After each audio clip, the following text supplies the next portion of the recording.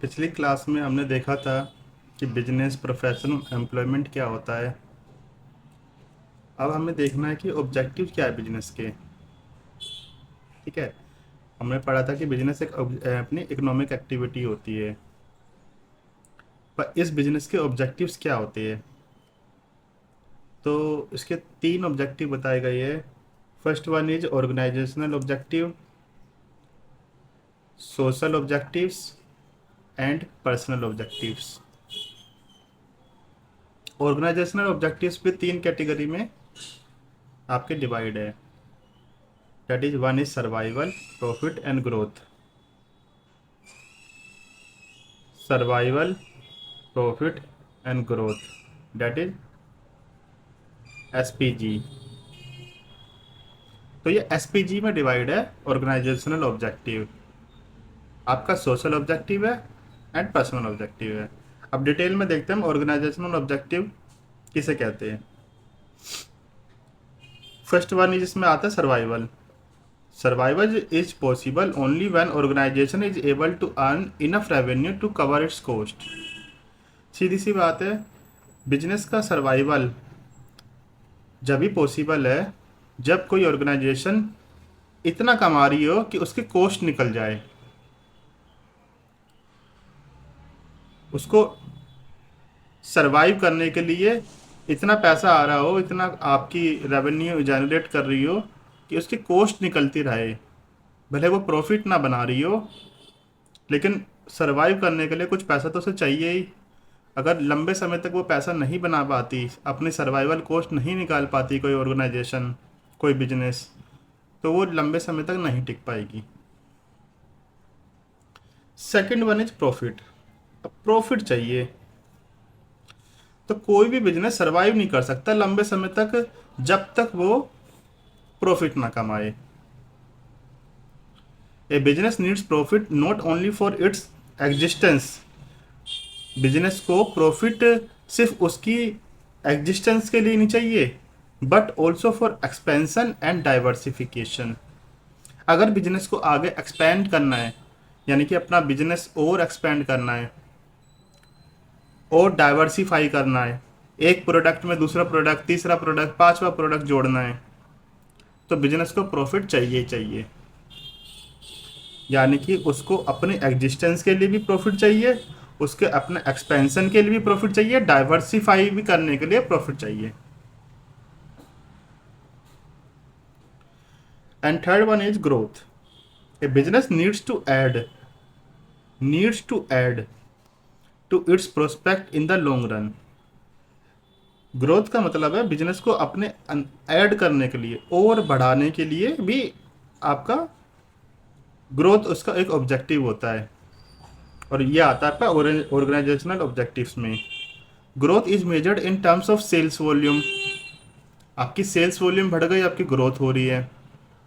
पहले 5 साल पहले आप कुछ कितनी सेल करते थे और आज आप इतनी सेल करते हो, यानी कि आप पहले इतने थे, आज आप इतने हो। हुई ना आपकी ग्रोथ। नंबर ऑफ एम्प्लॉयज़ बढ़ गए आपके, आपका मार्केट शेयर बढ़ गया, नंबर ऑफ प्रोडक्ट बढ़ गए आपके। तो ये ग्रोथ को इंडिकेट करता है। तो ये भी एक ऑर्गेनाइजेशनल ऑब्जेक्टिव ही है।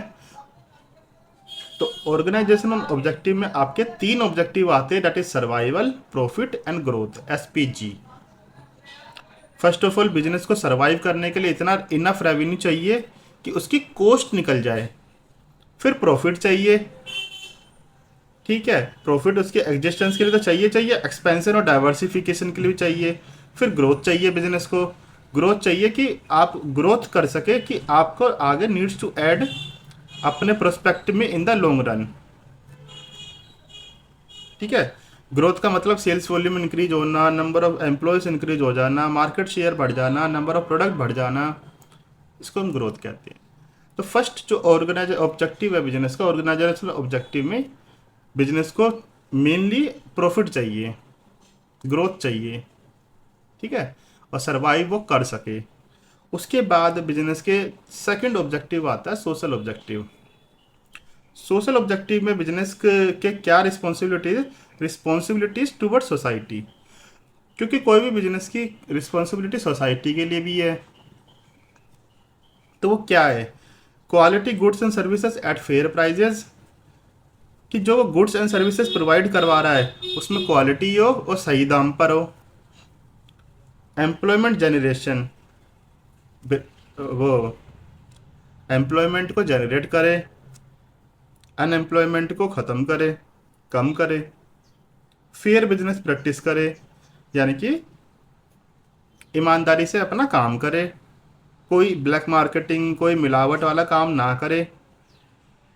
Environmental protection and sustainable practices, ऐसे काम करे जिसमें एनवायरनमेंट को हार्म ना पहुँचे और सस्टेनेबल प्रैक्टिसेस हो उसकी। ये भी एक गोल होता है किसी भी बिजनेस का टुवर्ड्स सोसाइटी। और एम्प्लॉयज़ की फैमिली के लिए भी कुछ सोचे। ठीक है, एम्प्लॉयज़ के लिए सोचे वो तो आएगा आपका पर्सनल ऑब्जेक्टिव में, लेकिन जो फैमिली के सोचेगा वो आपका आ जाएगा सोशल ऑब्जेक्टिव में। ठीक है, मेनली तो आपके ये तीन ही थे: quality goods and services, employment generation and fair practice, business practice. अब आता है आपका लास्ट, पर्सनल ऑब्जेक्टिव, कि किसी भी बिजनेस के क्या पर्सनल ऑब्जेक्टिव होते हैं, जिसको हम बोलते हैं पर्सनल और ह्यूमन ऑब्जेक्टिव। और ये किससे रिलेटेड करता है? ये रिलेट करता है एम्प्लॉयज से और उन लोगों से जो कि काम कर रहे हैं ऑर्गेनाइजेशन में। First, financial needs. Financial needs उनकी पूरी करना अपने एम्प्लॉयज़ की, टू पे fair and competitive salaries and perks. उनको मार्केट के हिसाब से जो सैलरी चल रही है उनके काम के अनुसार उतना ही उनको पे करना, उनको एक्सप्लॉइट ना करना।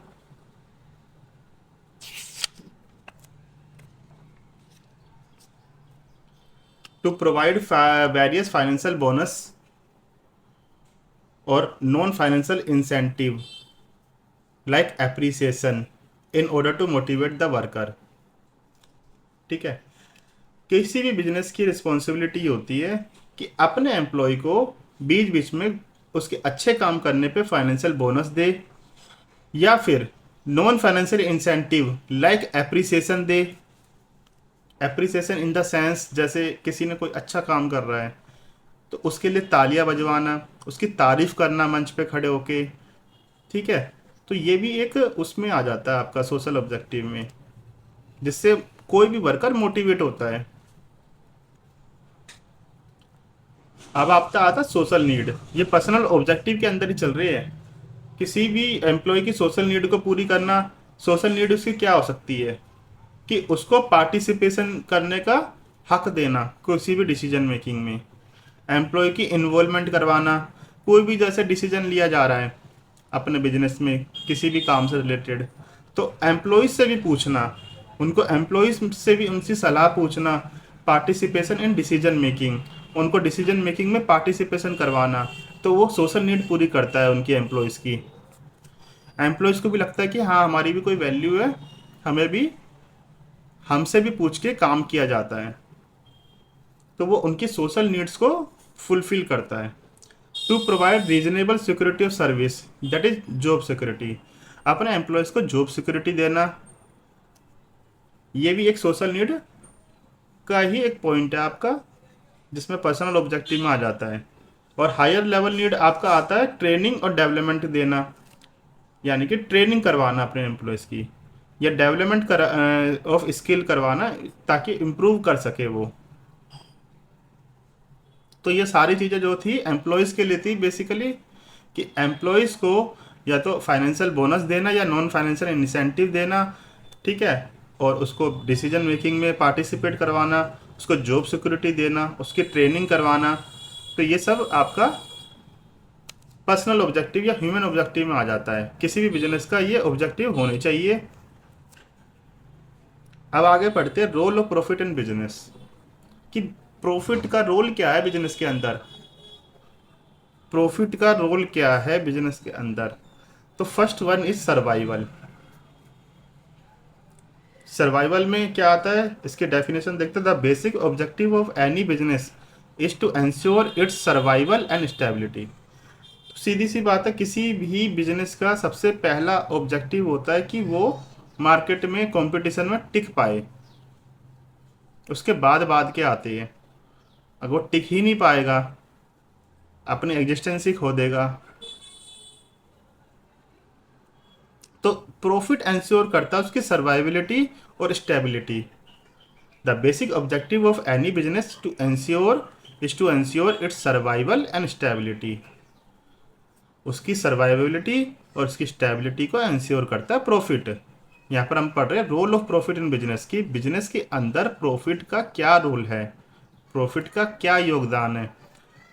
ठीक है, विदाउट प्रॉफिट, अगर प्रॉफिट ना हो तो no business can survive for long, कोई भी बिजनेस लंबा नहीं टिक पाएगा।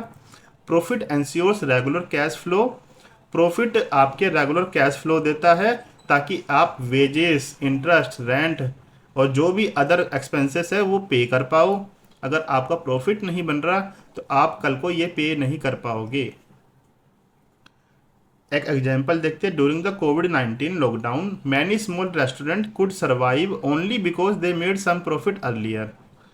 यानी कि जब लॉकडाउन लगा था तो कई स्मॉल रेस्टोरेंट तभी सर्वाइव कर पाए क्योंकि उन्होंने पहले प्रॉफिट बना रखे थे कोविड से पहले, and had enough saving to fall back on. उनके पास इनफ सेविंग थी उस समय को झेल जाने की। Those that had no profit, जिनके पास कोई प्रॉफिट नहीं था, couldn't पे रेंट और स्टाफ, ना वो रेंट दे पाए ना स्टाफ की सैलरी दे पाए, and had to shut down, और उन्हें बंद करनी पड़ी अपनी दुकान। Profit as a safety cushion, profit act as a safety cushion, यानी कि एक सेफ्टी कुशन प्रोवाइड करवाता है profit. It helps a business to survive tough time, और बिजनेस को टफ टाइम में भी सर्वाइव करने के लिए एबिलिटी देता है profit. Second role of profit क्या है, एक्सपेंशन एंड ग्रोथ। अब सर्वाइबिलिटी तो हमने कर ली, पर आगे जाके हमें एक्सपेंशन करना है या ग्रोथ करनी है, उसमें भी प्रॉफिट का एक महत्वपूर्ण योगदान है। Expansion need sufficient amount of capital, क्योंकि एक्सपेंशन आपका कैपिटल मांगता है, पैसा मांगता है एक्सपेंशन करने के लिए। तो वो पैसा कहाँ से आएगा, आपके अर्लियर प्रॉफिट से। Profit act a source of finance to meet expansion requirement of the business.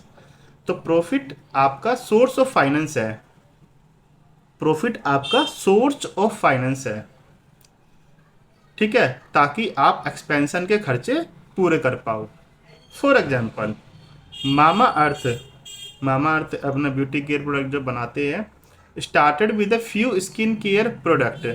उन्होंने थोड़े से स्किन केयर प्रोडक्ट से शुरुआत करी और उसमें प्रॉफिट बनाया। तो they launched new categories, expanded into baby care and even went international.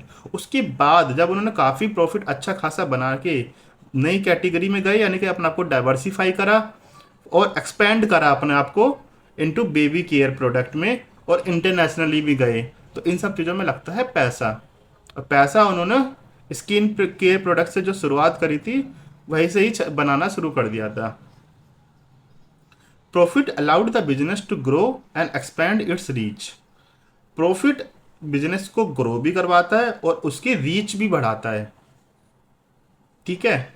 अगर कोई बिजनेस नॉर्थ में शुरू हुआ है, अगर प्रॉफिट बहुत अच्छा कमा रहा है, तो वो बिजनेस की बहुत अच्छी संभावना है कि वो साउथ तक भी पहुंच जाएगा।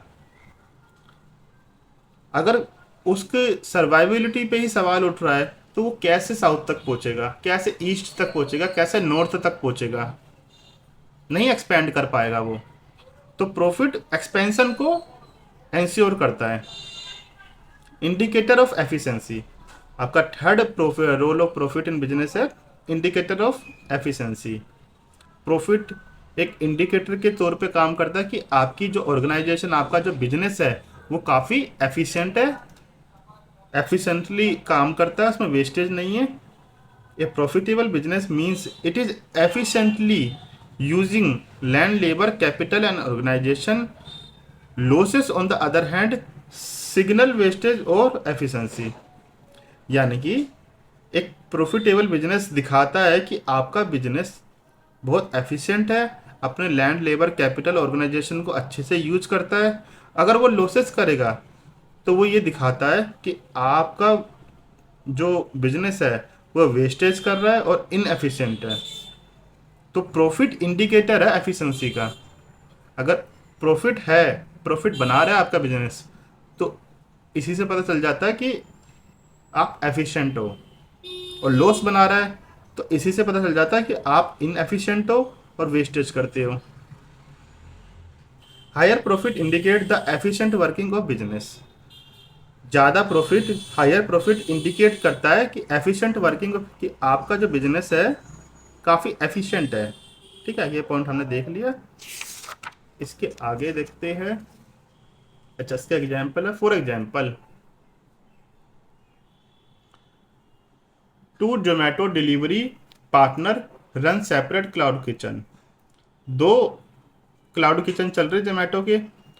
एक तो बहुत अच्छा प्रॉफिट बनाता है क्योंकि वो अच्छे से फूड वेस्टेज को भी मैनेज करता है और स्टाफ को भी मैनेज करता है।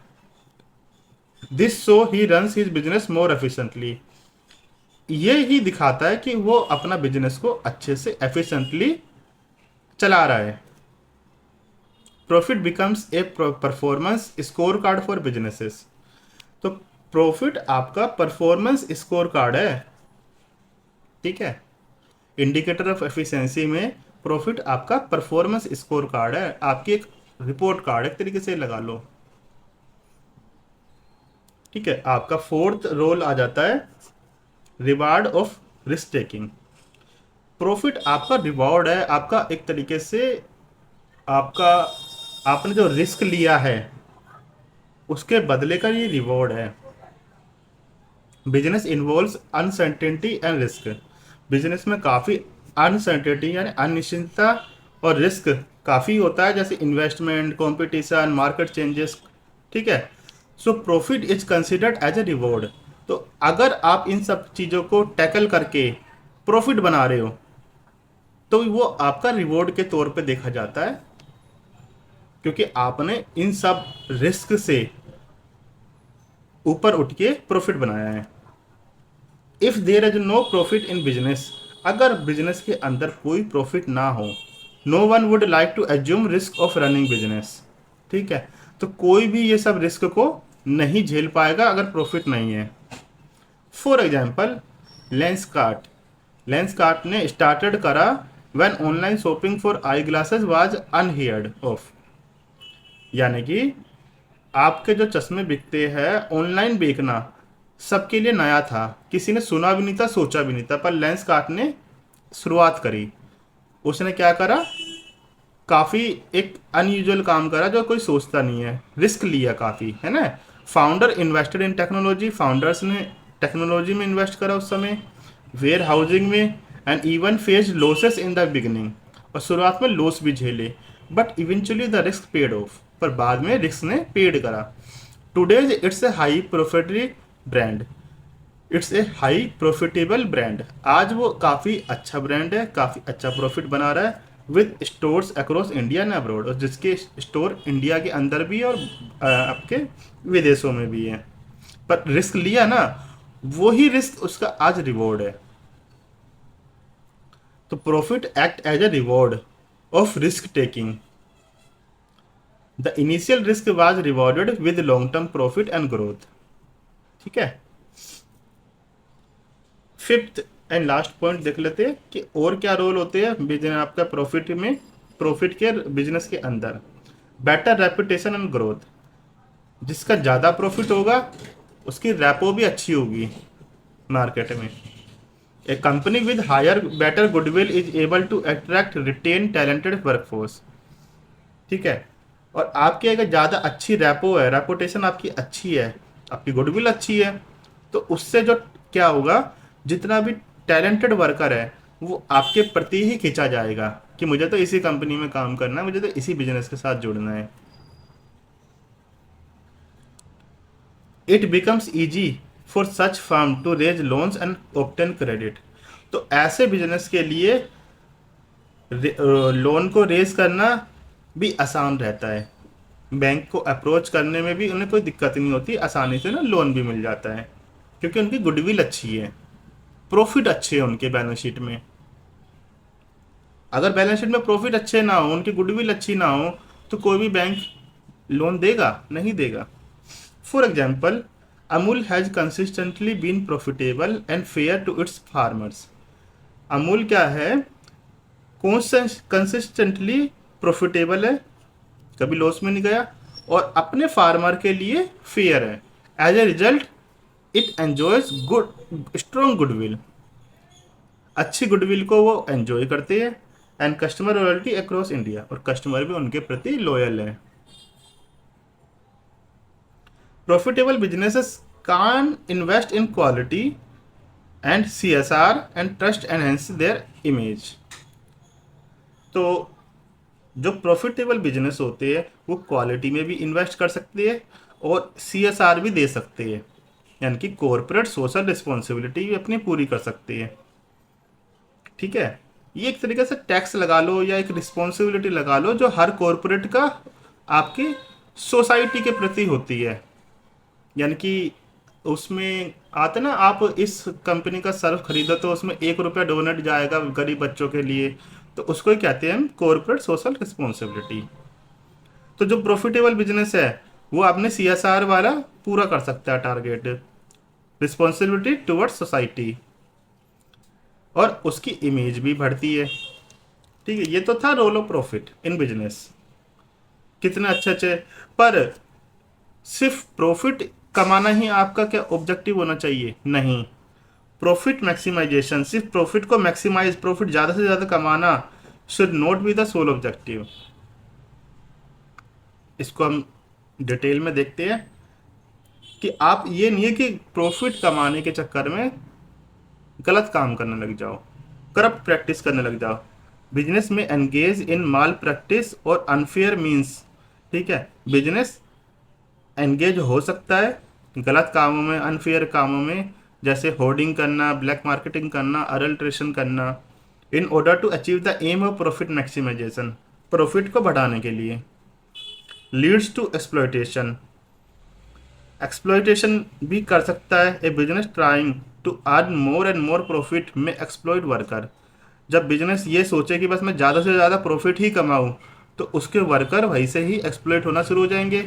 क्योंकि क्या है, बिजनेस क्या करेगा, उनको पे लेस करेगा और लो क्वालिटी गुड्स प्रोवाइड करेगा कंज्यूमर को टू इंक्रीज द प्रॉफिट। ठीक है, वर्कर को भी पे लेस कर रहा है, वर्कर को भी उनकी हिसाब से उनका पैसा नहीं दे रहा, उनको एक्सप्लॉइट भी कर रहा है ज़्यादा से ज़्यादा उनसे काम खिंचवा के, और अपनी जो क्वालिटी ऑफ गुड्स है वो भी उसने गिरा दी। उससे कंज्यूमर भी एक्सप्लॉइट हो रहा है। उसके प्रॉफिट तो बढ़ जाएंगे, पर ऐसे प्रॉफिट होना चाहिए? नहीं होना चाहिए। Long term interest, too much emphasis on profit may lead to ignorance of social responsibility. ज़्यादा ही सोचना कि बस प्रॉफिट प्रॉफिट प्रॉफिट के आगे कुछ दिखे ना, तो ऐसी चीज़ें आपकी सोसाइटी के लिए जो रिस्पॉन्सिबिलिटी है उसको इग्नोर करती है, CSR को। It is in the long term interest of business to pursue social responsibility. तो एक बिजनेस की एक लॉन्ग टर्म इंटरेस्ट है, सोशल रिस्पॉन्सिबिलिटी है सोसाइटी के लिए, तो वो इग्नोरेंस होती है कि सिर्फ आप प्रॉफिट के बारे में सोच रहे हो, तो आपकी सोशल रिस्पॉन्सिबिलिटी कहाँ है? तो profit maximisation should not be the sole objective, इसमें ये थे। अगर आप सिर्फ प्रॉफिट के बारे में सोचोगे तो आप इन 3 एक्टिविटी पे आ सकते हो, जो कि गलत है, ऐसा नहीं करना चाहिए। आगे बढ़ते हैं। अब ये यहाँ से बिल्कुल अलग टॉपिक शुरू होता है, classification of business activities. Business activities को हम दो इंडस्ट्री में, दो पार्ट में बांटते हैं। आपका फर्स्ट वन इज इंडस्ट्री, जो अपने आप में बहुत वास्ट है, and second one is commerce. Business activity आपकी दो हिस्सों में क्लासीफाई होगा यहाँ से, इंडस्ट्री एंड कॉमर्स। इंडस्ट्री के बारे में देखते हैं, इंडस्ट्री एंड कॉमर्स। इंडस्ट्री किसे कहते हैं? Industry that is economic activities concerned with the production, processing and manufacturing of goods. Industry is an economic activity. Economic activity है जो कि प्रोडक्शन कर रही है, यानी कि उत्पादन कर रही है, प्रोसेसिंग कर रही है या फिर मैन्युफैक्चरिंग कर रही है, किसका? गुड्स का। ठीक। टाइप्स ऑफ इंडस्ट्रीज, तो there are 3 types of industry: primary, secondary and tertiary. Primary industry में आपकी मीनिंग क्या है? जो कि नेचुरल रिसोर्सेज को डायरेक्टली यूज करती है। Example agriculture, fishing and mining. खेती बाड़ी करना, मछली पकड़ना या फिर माइन करना, खदान से नेचुरल रिसोर्सेज निकालना। सेकेंडरी इंडस्ट्री, सेकेंडरी इंडस्ट्री का क्या काम होता है? जो कि रॉ मटेरियल, जो प्राइमरी इंडस्ट्री से जो रॉ मटेरियल निकलता है उसको कन्वर्ट कर देना फिनिश गुड्स में। For example textile mills, car manufacturing. ठीक है, यानी कि कपड़ों का उत्पादन कर देना या फिर कार को मैन्युफैक्चर कर देना।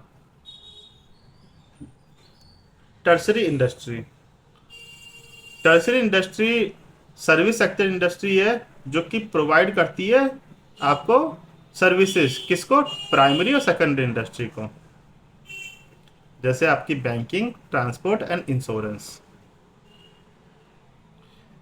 ठीक है, अब आगे बढ़ते हैं इस पर डिटेल में और अच्छे से समझने के लिए। प्राइमरी इंडस्ट्री, ये जो प्राइमरी इंडस्ट्री हमने देखी थी ना, it includes all those activities which are concerned with, इसमें सारी वो एक्टिविटीज आती है जिसमें शामिल है extraction and production of natural resources, यानी कि नेचुरल रिसोर्सेज को एक्सट्रैक्ट करना या प्रोड्यूस करना आपका उसमें आता है, जिसको हम बोलते हैं extractive industry. As well as इसमें एक और शामिल है reproduction of living organism, living organism को रिप्रोड्यूस करवाना, जैसे आपकी एनिमल हस्बेंड्री। ठीक है, और डेवलपमेंट ऑफ प्लांट, यानी कि नर्सरी, प्लांट का डेवलपमेंट करना, plant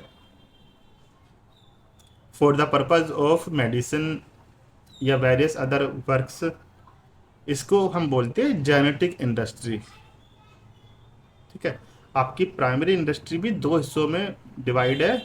first one is extractive industry, second one is genetic industry. Extractive industry में आता है आपका कुछ एक्सट्रैक्ट कर लेना, पृथ्वी से माइन के थ्रू कुछ एक्सट्रैक्ट कर लेना, नेचुरल रिसोर्सेस निकाल लेना या प्रोडक्शन कर देना नेचुरल रिसोर्सेस का। ठीक है, इसमें हम कुछ बना नहीं रहे हैं, इसमें हम सिर्फ निकाल रहे हैं। इसमें सिर्फ हम अपने माँ प्रकृति से कुछ ना कुछ ले रही है, एक्सट्रैक्ट कर रही है या प्रोडक्शन कर रही है, किसका? नेचुरल रिसोर्सेस का। नेचुरल रिसोर्सेस कुछ भी हो सकते हैं जो कि आगे जाके सेकेंडरी इंडस्ट्री में काम आएंगे, या फिर रिप्रोडक्शन करवा रहे हैं हम लिविंग ऑर्गेनिज्म का, या डेवलपमेंट कर रहे हैं, यानी हम प्लांट उगा रहे हैं, और इन दोनों को बोलते हैं जेनेटिक इंडस्ट्री। ठीक है, यहाँ पर हमें बताएगा types of primary industry. Extractive industry, these industry directly extract raw material, देखो directly extract raw material from natural resources. Example extracting mineral from the earth या फिर फिश फ्रॉम रिवर्स। मिनरल्स निकाल लेना या रिवर से फिश निकाल लेना, ये आपका आता है एक्सट्रैक्टिव इंडस्ट्री में। जेनेटिक इंडस्ट्री में क्या आता है? These industry reproduce living organism and develop plants. Example क्या है? Poultry farms, cattle breeding, plant nurseries, fisheries, ये सब चीज़ें आपका जेनेटिक में आता है। ठीक है, जहाँ पर हम मछलियों को सीधा निकाल रहे हैं तो एक्सट्रैक्ट कर रहे हैं, और यहाँ पर हम क्या है? मछली पालन कर रहे हैं। ठीक है, एक पोंड में काफ़ी सारी मछलियों को रख के उनको रिप्रोड्यूस करवा रहे, तो फिशरीज में आता है, वो जेनेटिक इंडस्ट्री में आता है। अब आगे बढ़ते हैं, देखते हैं सेकेंडरी इंडस्ट्री क्या होती है।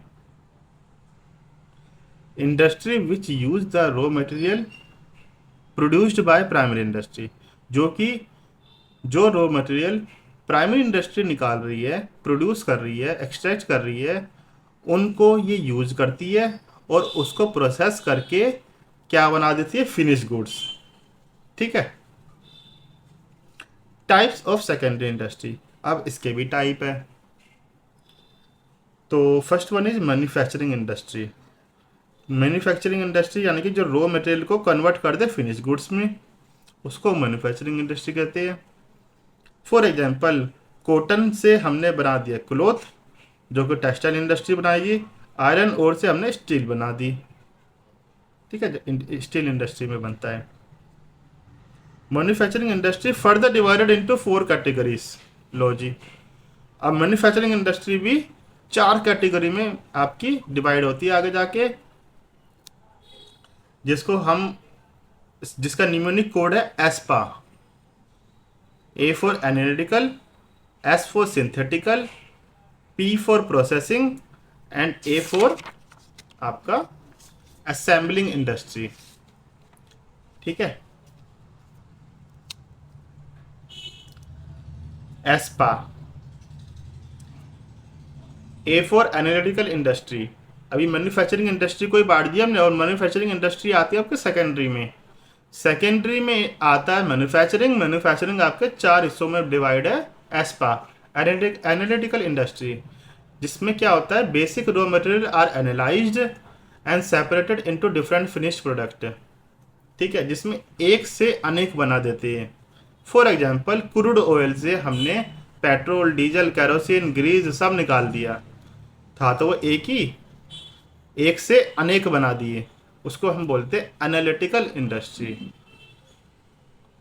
जिसमें हम सेपरेटेड कर देते हैं इनटू डिफरेंट फिनिश्ड प्रोडक्ट। ये सब अपने में फिनिश प्रोडक्ट है, पेट्रोल है, डीजल है, केरोसिन है, ये अपने आप में एक फिनिश प्रोडक्ट है, जिसमें हम एक मटेरियल से, एक रॉ मटेरियल से कई सारे फिनिश प्रोडक्ट निकाल देते हैं, उसको बोल देते हैं हम एनालिटिकल इंडस्ट्री। अब S for synthetical industry. Synthetical industry क्या करती है, जहाँ पर 2 और more raw material are combined together, जहाँ पर अनेक से एक बना देते हैं। इसमें एक से अनेक है और इसमें अनेक से एक है, यानी कि 2 या 2 से ज़्यादा रॉ मटेरियल को मिला के, ठीक है, कैसे मिला के, मैन्युफैक्चरिंग प्रोसेस के थ्रू एक फाइनल प्रोडक्ट बना देते हैं। ठीक है। For example, cement, paint, fertiliser.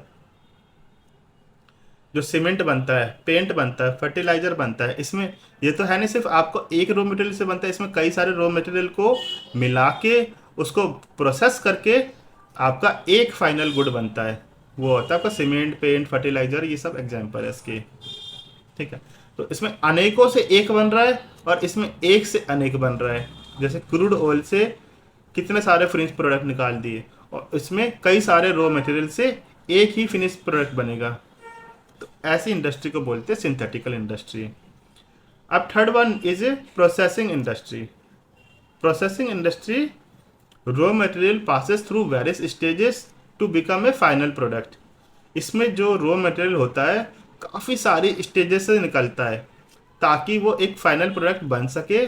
जैसे शुगर इंडस्ट्री, पेपर इंडस्ट्री।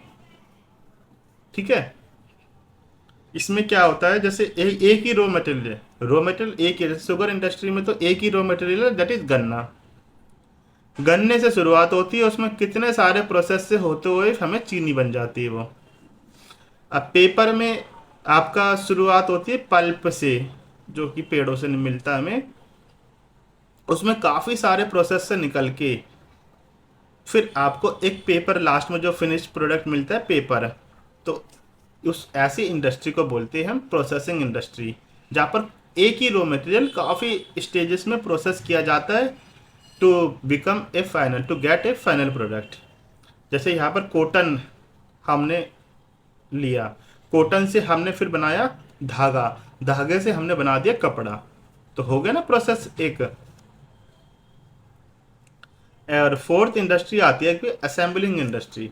ये तो सबसे आसान है, इसमें कुछ नहीं करना, इसमें बस आपका असेंबल जहाँ पर चीज़ें हो जाती है आप उसको बोल देते हैं असेंबलिंग इंडस्ट्री। जैसे काफ़ी सारे कंपोनेंट को जोड़ के एक प्रोडक्ट बना दे, जैसे आपका ऑटोमोबाइल इंडस्ट्री। ऑटोमोबाइल इंडस्ट्री में क्या होता है, टायर कई ओर से आ रहा है, आपकी चैसिस कई ओर से बन के आ रही है, ठीक है, सीट कई ओर से आ रही है, अंदर की वायरिंग कई ओर से आ रही है, आपने सिर्फ इंजन कई ओर से बन के आ रहा है। तो आप ऐसी इंडस्ट्री, ऐसी फैक्ट्री में क्या करते हैं, सिर्फ असेंबल करते हैं, उसको असेंबल करके एक प्रोडक्ट बन जाता है, फिर वो कार, ठीक है। तो ऐसे इंडस्ट्री को जहाँ पर काफ़ी सारे कंपोनेंट को एक साथ पुट कर दिया जाता है together to create a new product. For example automobile industry और कंप्यूटर असेंबली। कंप्यूटर असेंबली में तो देखो ना, प्रोसेसर अलग आया, ग्राफिक कार्ड अलग आया, मदरबोर्ड आपका लगा आया, पीसी कैबिनेट है ना, और आपका कूलर लगाना है, लिक्विड कूलर या एयर कूलर वो अलग, रैम, जीपीयू, सीपीयू सब अलग अलग होते हैं।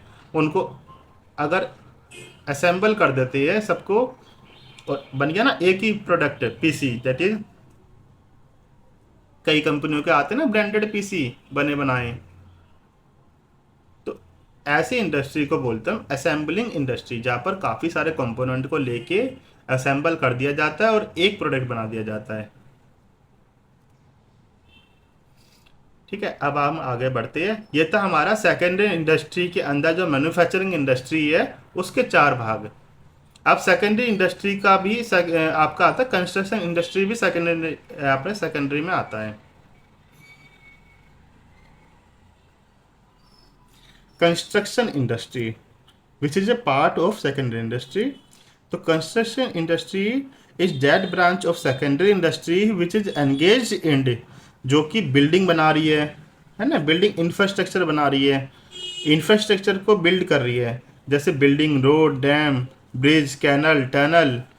तो ये सब जो चीज़ें बन रही है उसको हम बोलते हैं कंस्ट्रक्शन इंडस्ट्री। इंफ्रास्ट्रक्चर को खड़ा करती है ये, इंफ्रास्ट्रक्चर को खड़ा करती है ये, और ये इमूवेबल गुड्स बनाती है जो कि मूव नहीं कर सकते आप। जहाँ पर ये बन गए तो ये वो वही रहेंगे, एक बार जहाँ रोड बन गया तो वही रहेगा ना, आप ये तो है नहीं इसको फाड़ के कहीं और लगा दोगे। कैनल जहाँ पर आपने बना दी तो वो वही रहेगी। तो जो ये प्रोड्यूस करती है इमूवेबल गुड्स को प्रोड्यूस करती है, ठीक है। अब आपका प्राइमरी इंडस्ट्री हो गया जिसमें हमने एक्सट्रैक्टिव इंडस्ट्री और जेनेटिक इंडस्ट्री के बारे में समझा। अब सेकेंडरी इंडस्ट्री देख ली हमने। सेकेंडरी इंडस्ट्री में पहली आती है आपकी मैन्युफैक्चरिंग इंडस्ट्री, और सेकंड इसकी जो होती है कंस्ट्रक्शन इंडस्ट्री। अब टर्शरी इंडस्ट्री देखते हैं हम। टर्शरी इंडस्ट्री क्या होती है? The tertiary industry is that part of industry which does not produce goods, जो कि गुड्स नहीं बनाती है, बट प्रोवाइड सपोर्ट सर्विसेज, जो कि सर्विसेज प्रोवाइड करवाती है। किसको? प्राइमरी और सेकेंडरी इंडस्ट्री को।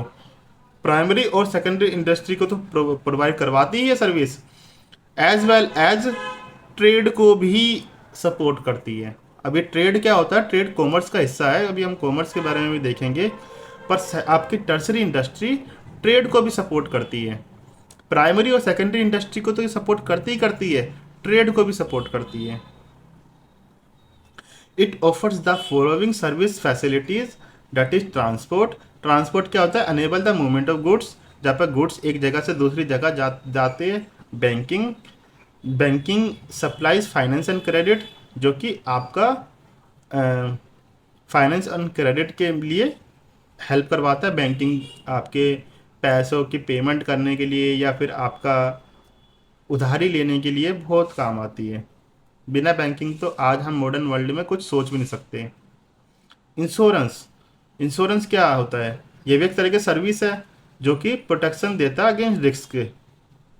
वेयर हाउसिंग, वेयर हाउसिंग का काम होता है, ये भी एक सर्विस है। Store goods to ensure a smooth supply, ठीक है, जो कि स्टोरेज प्रोवाइड करवाती है।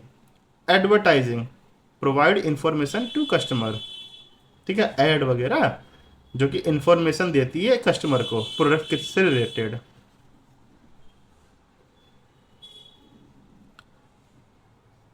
ठीक है, अब यहाँ पर हमारा इंडस्ट्री खत्म। इंडस्ट्री में तीन चीज़ें थी, प्राइमरी, सेकेंडरी, टर्शरी। जो कि हमने पढ़ ली है। अब हम देखेंगे कॉमर्स। हमने बिजनेस एक्टिविटीज को क्लासिफाई किया था ना दो हिस्सों में, इंडस्ट्री एंड कॉमर्स। अब इंडस्ट्री तो हमने देख ली है, कॉमर्स देखते हैं कॉमर्स क्या होता है।